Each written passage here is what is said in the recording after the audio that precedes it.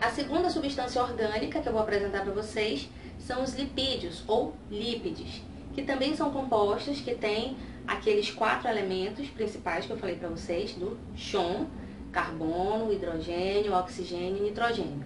E se caracterizam por serem substâncias insolúveis em água, ou seja, immiscíveis, que não se misturam com a água, entre os quais a gente pode citar como os óleos e as gorduras. Kate, e que funções os lipídios têm no nosso organismo? A primeira função dos lipídios é que eles também são alimentos energéticos, assim como os carboidratos, eles são fonte de energia para o nosso corpo. Além disso, eles entram na constituição de várias estruturas, como as membranas, como a membrana plasmática, por exemplo, e várias organelas que são formadas por uma dupla membrana também. Além disso, eles também fazem parte da constituição de alguns hormônios, como os hormônios sexuais. E também formam o nosso tecido adiposo, a terceira camada da nossa pele, que é formada por tecido conjuntivo adiposo. Então, falando aqui rapidamente das funções, a primeira função dos lipídios é a função energética que eles têm, formam o tecido adiposo dos animais, de um modo geral. E assim eu coloquei aqui para vocês o exemplo do urso polar, que ele é capaz de ficar até 8 meses sem ingerir nenhum tipo de alimento, Isso porque esse animal, junto com outros animais de clima frio, como a foca, por exemplo, eles são capazes de permanecer muito tempo em jejum, porque o organismo deles dispõe de uma grande reserva de gordura. E durante esse período, eles utilizam essa reserva como fonte de energia. Além disso, por eles serem insolúveis em água, eles podem ficar armazenados de forma mais concentrada que os glicídios no nosso corpo. E essa reserva é produzida quando o animal se alimenta, normalmente a partir da gordura ingerida e do excesso de carboidrato, que pode ser transformado em gordura. Desse modo, quando a gente ingere uma grande quantidade de carboidrato, uma parte é usada e a outra parte é armazenada no fígado e nos músculos na forma de glicogênio. Mas a concentração de glicogênio ela é limitada e o excesso se transforma em gordura. E essa gordura ela vai se depositar nas células adiposas, que se dispõem em volta dos órgãos ou nas partes mais profundas da pele, onde forma uma camada protetora. Essa camada ela também tem uma outra função, que é atuar como um isolante térmico, ou seja, para controlar a perda excessiva de calor. E como vocês podem ver aqui, junto com as proteínas, os lipídios eles colaboram na formação da membrana plasmática e também na constituição das organelas que têm dupla membrana. E assim como os carboidratos, os lipídios eles também têm uma classificação.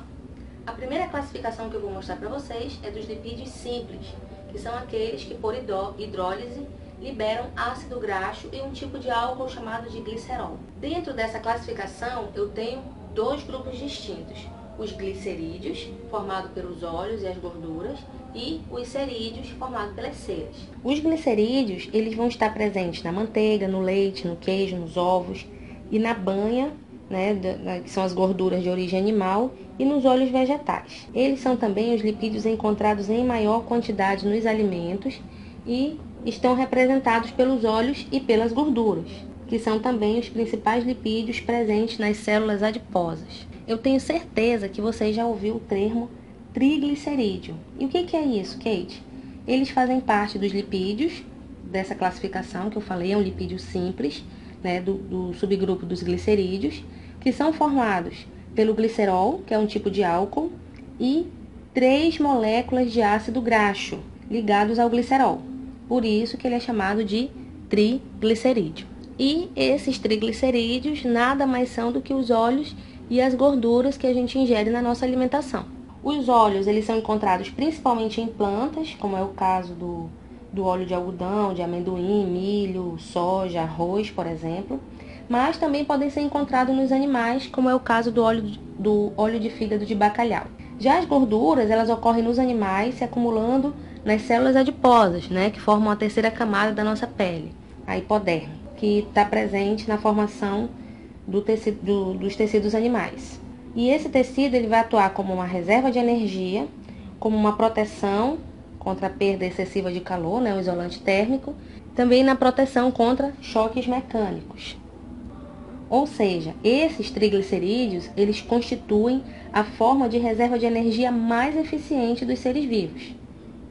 Para você ter uma ideia, 1 grama de triglicerídeo fornece aproximadamente o dobro da energia de 1 grama de carboidrato. Outra coisa importante é saber que esses ácidos graxos, que fazem parte da constituição, dos lipídios de um modo geral, eles podem ser classificados de 2 maneiras, como saturados e insaturados. As moléculas de ácido graxo saturados, elas formam a maior parte da gordura animal. Já as moléculas de ácido graxo insaturados, elas ocorrem nos óleos, presentes principalmente em plantas, como o girassol, o milho, a canola, e em certos peixes, como o salmão e o bacalhau. Mas, no caso do ser humano, dietas ricas em ácidos graxos saturados vão contribuir para a ocorrência de doenças cardiovasculares, como a aterosclerose, essa daí que vocês estão vendo agora, que ocorre a perda da elasticidade da parede dos vasos sanguíneos. Por quê? Essa gordura ela se localiza ao redor dos vasos e impede a sua dilatação, formando placas de gordura. Mas esse é o lado ruim dos lipídios, mas tem também um lado bom, Alguns ácidos graxos, eles são considerados essenciais porque eles não são sintetizados pelo organismo humano. Então, eles devem ser obtidos diretamente através da dieta. E no caso do ser humano, por exemplo, são considerados essenciais os ácidos graxos insaturados da família do ômega 6 e do ômega 3, que são encontrados principalmente em óleos vegetais, como óleo de milho, de girassol, de gergelim, linhaça, canola, soja, oliva, e também presentes em peixes marinhos de águas frias. Dentro dos cerídeos encontram-se as ceras, como a que está presente na orelha humana, por exemplo. Também presente na carnaúba, no favo de mel, e também que é produzida pelas glândulas de algumas aves, por exemplo. Elas são formadas pela união de álcools de cadeia longa e ácido graxo. Essa cera presente na nossa orelha, ela vai atuar como uma proteção contra germes e também forma uma camada impermeável, contra a entrada de água, Ou seja, quando você mergulha, você é protegido pela cera que está na sua orelha. Mas por isso que é importante você não ficar tirando essa cera todos os dias. Faça a sua higiene, de modo a tirar o excesso, mas não de modo a comprometer a sua saúde. Não precisa tirar todos os dias.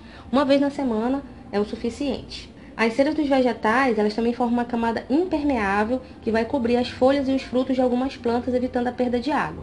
É o que acontece também com a glândula uropigiana presente nas aves, que vai deixar as penas impermeáveis à água, impedindo que esses animais fiquem encharcados, não fiquem com uma massa maior, dificultando o voo. O segundo tipo de lipídios são os lipídios conjugados ou complexos, que são formados por ácido graxo, glicerol e outras substâncias associadas a eles. Um exemplo desses lipídios complexos são os fosfolipídios. Bem, e esses fosfolipídios, eles são lipídios que, além do álcool e do ácido graxo, eles possuem o ácido fosfórico e uma molécula nitrogenada na sua constituição. E onde que ele vai estar presente, Kate?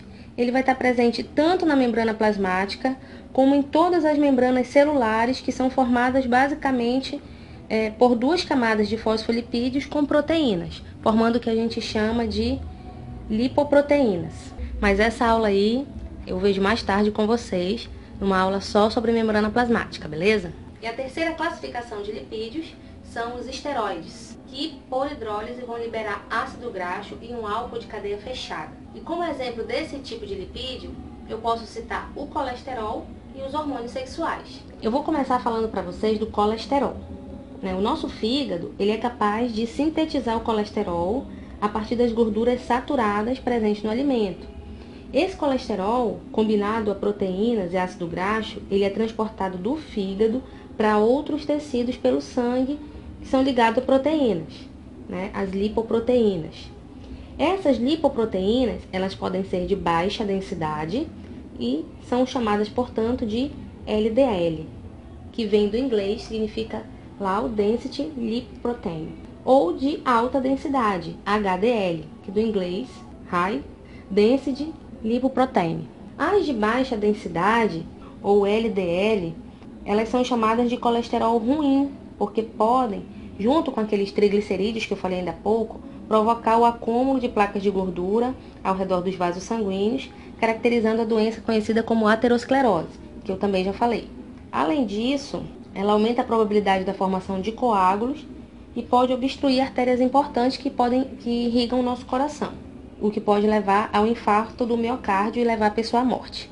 Já o HDL, que é chamado de colesterol bom, ele não se deposita nas artérias e leva o colesterol não utilizado para o fígado para ser eliminado. E o consumo excessivo de gorduras saturadas, principalmente em alimentos de origem animal, podem provocar um acúmulo de colesterol ruim no sangue.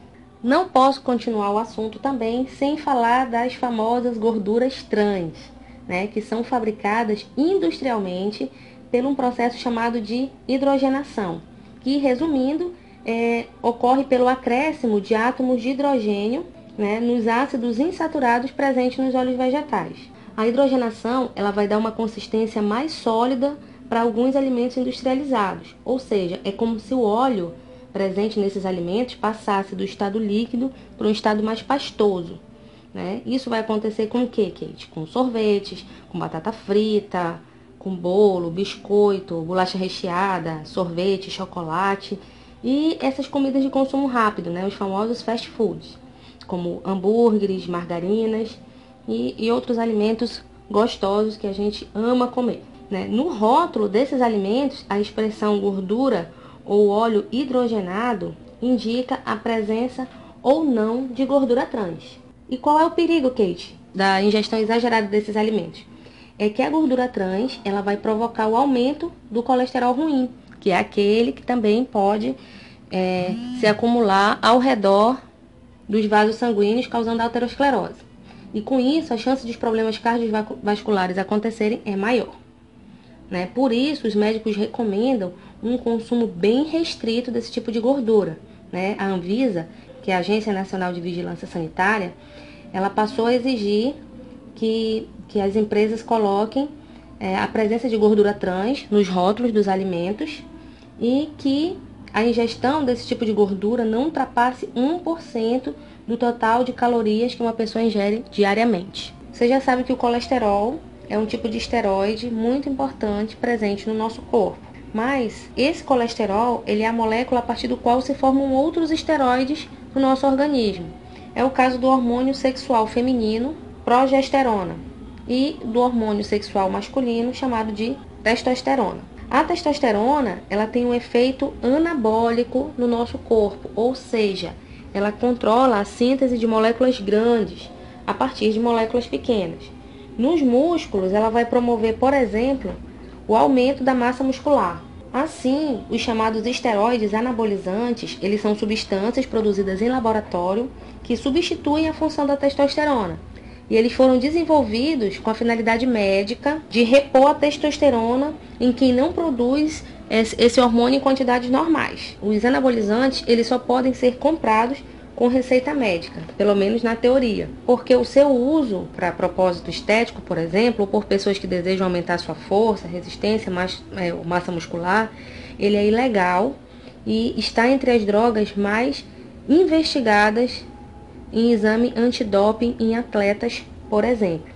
Então é muito importante salientar que o uso desse tipo de substância ele pode trazer efeitos colaterais no organismo, como o surgimento de acne, problemas no fígado, a elevação da pressão arterial, a elevação do nível de LDL, que é o colesterol ruim, a redução do HDL e, no caso das mulheres, também o crescimento de pelos na face e problemas no ciclo menstrual.